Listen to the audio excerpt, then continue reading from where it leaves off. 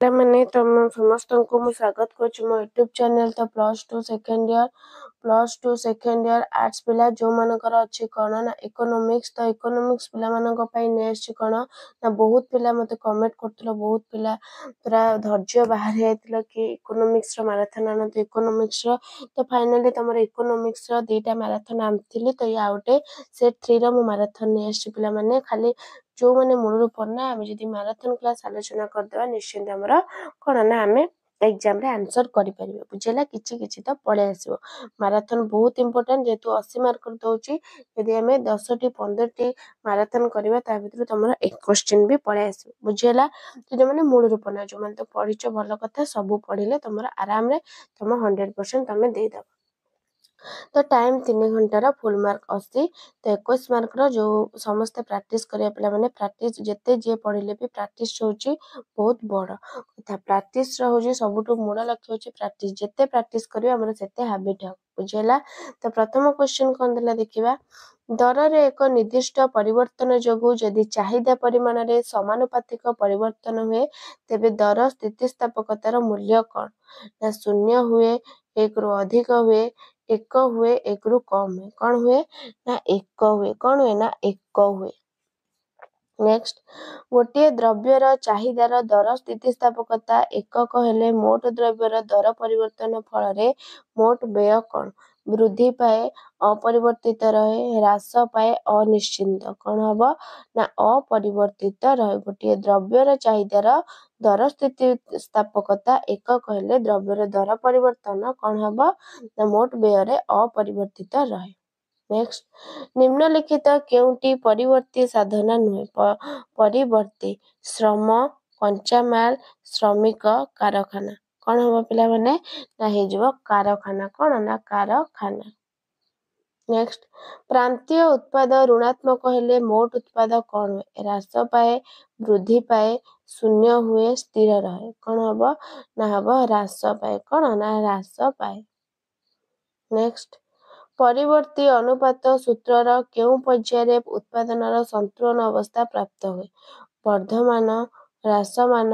ऋणात्मक स्थिर कौन हम ना ह्रासमान कौन ना ह्रासमान उत्पादनकर्ता 100 एकक बिक्री करी 1000 टंका मोट आय अर्जन कले हाराहारी आय केते केते 10,000 100 10 टंका 200 टंका तो केते टंका पिला माने हेजिबो ना तमर हबो 10 टंका नेक्स्ट उद्योक्त निज जोगाई देथिबा उपादान उद्देश्य रे प्राप्यक को कौन कहा जाए अर्थनैतिक परिव्यय वास्तव परिव्यय प्रच्छन्न परिव्यय सुव्यक्त परिव्यय केउ परिव्यय कहा जाए ना प्रच्छन्न परिव्यय कहा जाए नेक्स्ट गोटे द्रव्यर दर स्थिर थाई यार प्रतिस्थानक्षम द्रव्यर दर वृद्धि हेले प्रथम द्रव्यर जोगाण कौन हुए वृद्धि पाए ह्रास पाए स्थिर रहे कौनसी नुहे कौन हम पिला माने ना ह्रास पाए कौन हुए ना ह्रास पाए नेक्स्ट जेतेबेले एक्स और वाई प्रतिस्थापनक्षम द्रव्य होइथांती सेतेबेले वाई र दर वृद्धि पाइले वाई एवं एक्स र जोगाण कौन हेबो वाई र जोगाण ह्रास पाइबो एवं एक्स र जोगाण वृद्धि पाइबो वाई र जोगाण वृद्धि पाइबो एवं एक्स र जोगाण ह्रास पाइबो उभय एक्स वाई र जोगाण स्थिर रहिबो उपरोक्त कोनोसिटी नुहे कोन ना जो डबल आई वाई र जोगाण वृद्धि पाइबो एक्स र जोगाण ह्रास पाइबो बुझेला जेते एक्स वाई प्रतिस्थापन क्षम द्रव्य होइतांती सेते वाई र दर वृद्धि पाइले वाई एक्स र जोगाण कोन वाई र जोगाण वृद्धि पाइबो एक्स र जोगाण ह्रास पाइबो नेक्स्ट अति स्वल्प काल रे प्रचलित दर को कौन कहा जाए आदर्श दर बाजार दर स्वाभाविक दर उपरोक्त समस्त कौन हम ना बाजार दर कौन ना बाजार दर नेक्स्ट उत्पादित द्रव्यर दर उपरे अनियंत्रण को केउ प्रतियोगिता कहा जाए पूर्ण प्रतियोगिता शुद्ध प्रतियोगिता एकाधिकार मूलक प्रतियोगिता कौन हम ना शुद्ध प्रतियोगिता कौन ना शुद्ध प्रतियोगिता नेक्स्ट निम्नलिखित केउरिक एकाधिकार मूलक प्रतियोगितार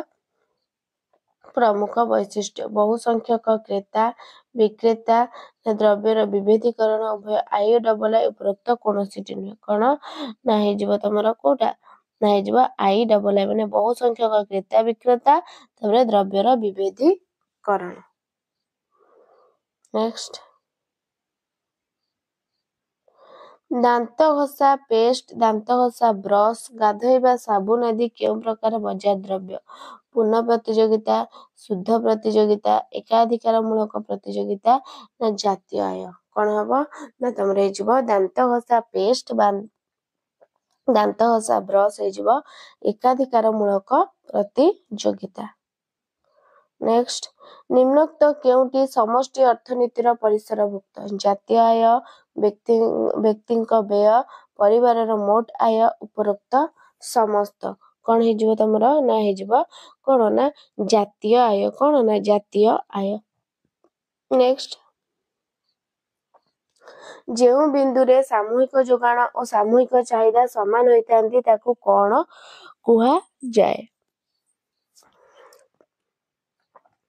कौन कुहा जाए पिला माने जो जुग्म भंगी बिंदु शून्य संचय बिंदु संतुलन बिंदु केउंटी नुहे कौन ना संतुलन बिंदु कौन ना संतुलन बिंदु। नेक्स्ट निम्नलिखित मध्यरु काहाकू व्यक्तिगत आयरु बाद देले व्यक्तिगत प्रयोज्य आय मिलता प्रत्यक्षकर सरकार को प्रदत्त फीस और आईन अंतरण आय उभय आई एवं डबल आई कौन हम ना उभय आई एवं डबल आई माने प्रत्यक्षकर एवं सरकार को प्रदत्त फीस और फाइन। नेक्स्ट निम्नलिखित मध्यरु केउंटी जातीय आय रे अंतर्भुक्त होई न थाए कर्मचारी मानक क्षतिपूरण कार्यकारी उद्भूत अंतरण आय मिश्रित आय कौन हम ना हम अंतरण आय कौन ना अंतरण आय। नेक्स्ट केउं दृष्टिरु केंद्रीय बैंक वाणिज्यिक बैंक ठारू पृथक अटे नोट प्रचलन ऋण नियंत्रण सरकारक बैंक उपरोक्त समस्त कौन ना उपरोक्त समस्त। नेक्स्ट नगद मुद्रा परिमाण अधिक हेले बैंक रो मुद्रा सृष्टि क्षमतार कौन हुए वृद्धि पाए ह्रास पाए अपरिवर्तित रहे उपरोक्त कौनसीटी नुहे कौन ना वृद्धि पाए। नेक्स्ट क्यों बैंक सरकार को ऋण दिए वाणिज्यिक बैंक उन्नयन बैंक टेस्ट बैंक केंद्रीय बैंक क्यों बैंक दिए ना केंद्रीय बैंक क्यों बैंक ना केंद्रीय बैंक सरकार को ऋण दिए। तबरे शेष क्वेश्चन जहाँ मुद्रार कार्य संपादन करे ताहा ही मुद्रा किए कहतिले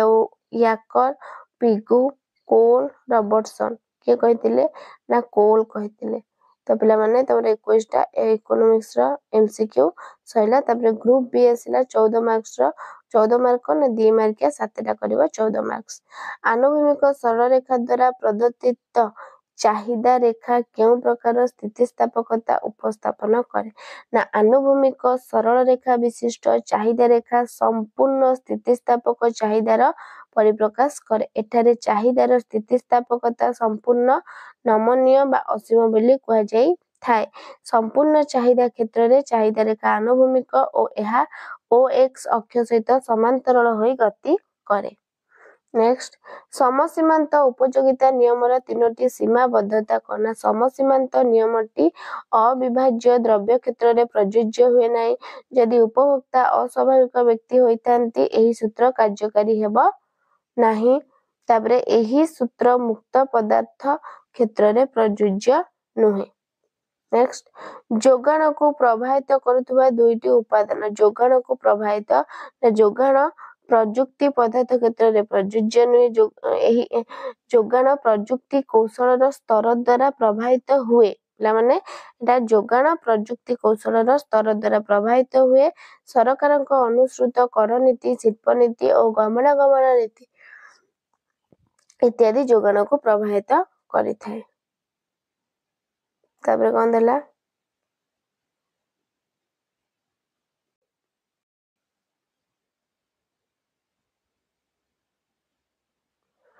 तापर कौन देला ना व्यवहार योग्य आय कौन व्यवहार योग्य आय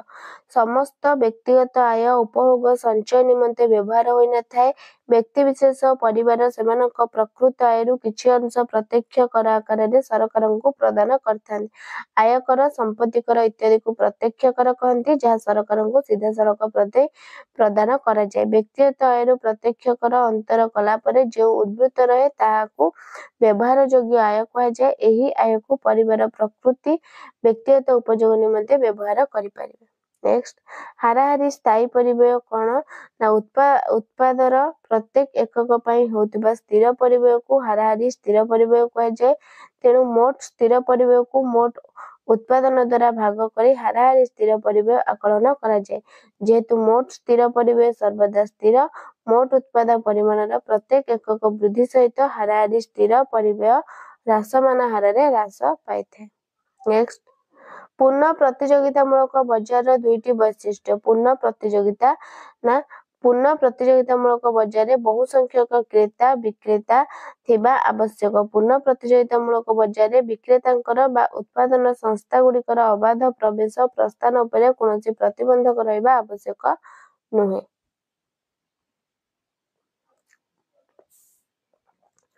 बेष्टि अर्थनीति कौन बेष्टि अर्थनीति अर्थव्यवस्थार कौनसी एक उपभोक्ता एक अनुष्ठान एक द्रव्यर दर भली क्षुद्र एकक विश्लेषण सहित संश्लिष्ट अर्थात बेष्टि अर्थनीति क्षेत्र में अर्थव्यवस्थार क्षुद्र एकक सब अध्ययन करा जाय सर्वाधिक उपयोगिता सर्वाधिक लाभ अर्जन बेष्टि अर्थनीतिर मौलिक आवश्यकता समष्टिगत अर्थनीति कौन ना समष्टिगत अर्थनीतिर अर्थव्यवस्थार सामूहिक एकक मानकर व्याख्या करा जायଥାଏ अन्य अर्थरे समष्टिगत अर्थनीति मोट जातीय उत्पादन नियोजन मोट उपभोग विनियोग साधारण दाम स्तर एवं मोट संचय प्रभृति आलोचना परिसरभुक्त होइଥାଏ दर दाम स्थिरता अर्थनैतिक अभिवृद्धि पूर्ण नियोजन इत्यादि समष्टि अर्थनीतिर आभिमुख्य मोट उत्पाद कौन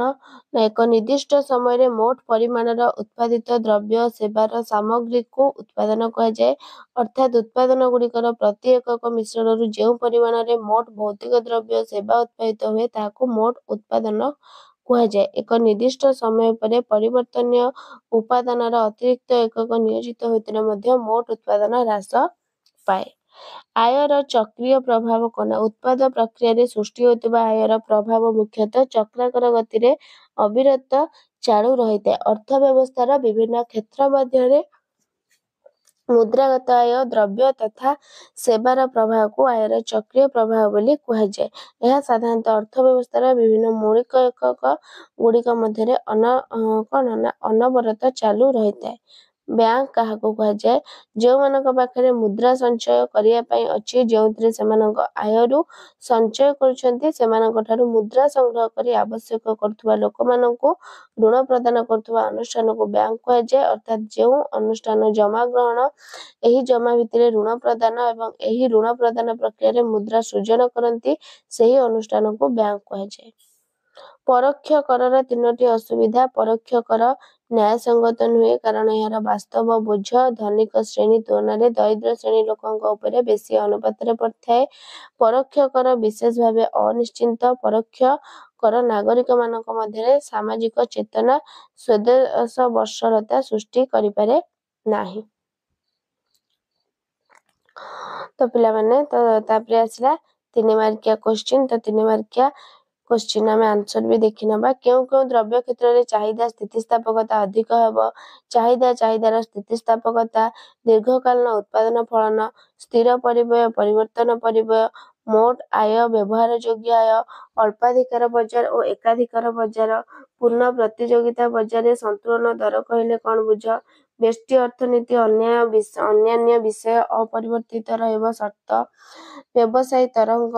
विदेशगत नीट साधना केंद्रीय बैंक वाणिज्यिक बैंक मुद्रा स्थगति प्राप्य प्रदान एपरी एक मानक तापर आसला 8 मार्किया क्रम ह्रासमान उत्पन्न सूत्र केवल कृषि क्षेत्र में प्रযোज्य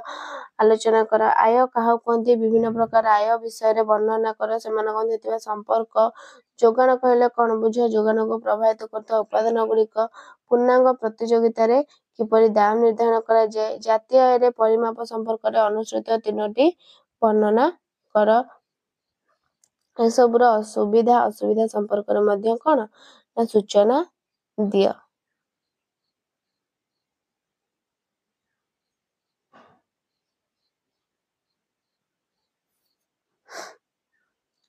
ପ୍ରତ୍ୟକ୍ଷ କର କ'ଣ ଏହାର ସୁବିଧା ଅସୁବିଧା ଗୁଡ଼ିକୁ ଲେଖ। ତାପରେ 3 ମାର୍କିଆର ତ 3 ମାର୍କର ପିଲାମାନେ ଦେଖ ଏଇଠି କେଉଁ କେଉଁ ଦ୍ରବ୍ୟ କ୍ଷେତ୍ରରେ ଚାହିଦା ସ୍ଥିତିସ୍ଥାପକତା ହେବ। ଆରାମଦାୟକ ଦ୍ରବ୍ୟ, ବିଳାସ ଦ୍ରବ୍ୟ, ଯେଉଁ ଦ୍ରବ୍ୟର ବିକଳ୍ପ ଉପଲବ୍ଧ ହେଉଥିବ, ଯେଉଁ ଦ୍ରବ୍ୟ ପାଇଁ ଏହାର ବହୁତ ଅଂଶ ବ୍ୟୟ ହେଉଥିବ, ଯେଉଁ ଦ୍ରବ୍ୟ ନାନାବିଧ କାର୍ଯ୍ୟରେ ବ୍ୟବହାର କରାଯାଇପାରୁଥିବ, ଯେଉଁ ଦ୍ରବ୍ୟର ଉପଭୋଗ କିଛି ସ୍ଥଗିତ ରଖାଯାଇପାରିବ, ଅଭ୍ୟାସତ ଦ୍ରବ୍ୟ ହେଉନଥିବା ଏବଂ ଅତି ମୂଲ୍ୟବାନ ଦ୍ରବ୍ୟ ଅତି ଶସ୍ତାରେ ମିଳୁଥିବା ଦ୍ରବ୍ୟ। ଚାହିଦାର ସ୍ଥିତିସ୍ଥାପକତା ଏଇଠି ପିଲାମାନେ ସମସ୍ତେ ଏକାଥରେ ସ୍କ୍ରିନଶଟ ମାରିଦିଅ। ଦୀର୍ଘକାଳ ଉତ୍ପାଦନ ଫଳନ ଅଛି। ଅଳ୍ପାଧିକାର ବଜାର, ଏକାଧିକାର ବଜାର, ପୂର୍ଣ୍ଣ ପ୍ରତିଯୋଗିତା ବୋଧେ ସନ୍ତୁଳନ ଦର କହିଲେ କ'ଣ ବୁଝ?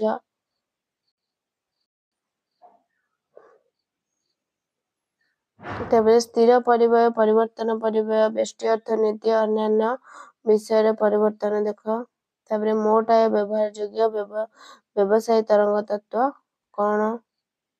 ତାପରେ ବିଦେଶଗତ ନିଟ୍ ସାଧନ କ'ଣ? ମୁଦ୍ରା ସ୍ଥଗିତ ପ୍ରାପ୍ୟ ପ୍ରଦାନ କିପରି ମାନ୍ୟତା। ପିଲାମାନେ ଏଥିଲା ତମର ଇକୋନୋମିକ୍ସର 80 ମାର୍କର ମାରାଥନ କ୍ଲାସ୍। ଭିଡ଼ିଓଟି ଭଲ ଲାଗିଥିଲେ ଲାଇକ୍, ସେୟାର, ସବସ୍କ୍ରାଇବ କରିଦେବ। ରହୁଛି ଧନ୍ୟବାଦ। ଜୟ ଜଗନ୍ନାଥ।